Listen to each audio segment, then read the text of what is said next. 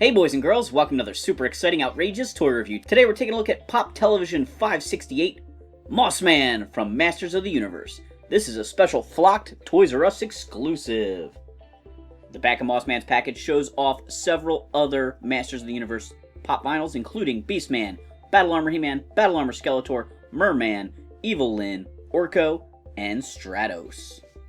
Here we've got Mossman out of the package, and he looks pretty great.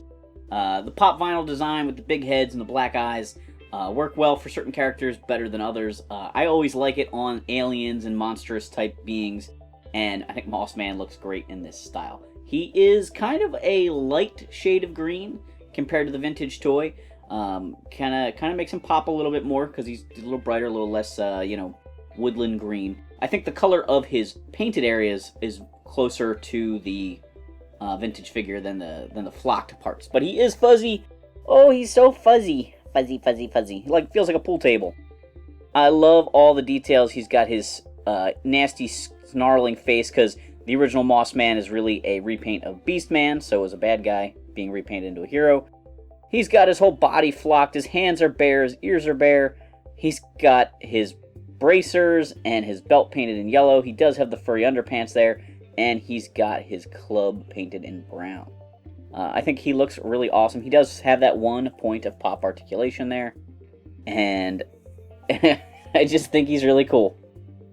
Here's the Mossman pop alongside the vintage Mossman action figure. You can see that the original Mossman is much darker.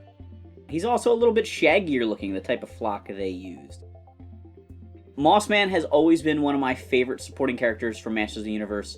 Aside from He-Man and Skeletor, your main characters, Mossman, Fisto, and Buzz-Off were always my favorite figures. So I had to get the flocked Beastman. Didn't get him initially at Toys R Us. Toys R Us closed. I don't even remember where I picked him up recently. I think it was at a toy show or something like that. But I just can't remember. Very excited to finally have Mossman. There aren't too many more pops out there to collect from the Masters of the Universe line because they are no longer making new ones. So the ones that they've released, like the ones on the back of that package, and a few of the earlier ones are it. But those first few are very hard to get. The original Skeletor and Spikor and Hordak in the original batch. I have He-Man and She-Ra from the original batch.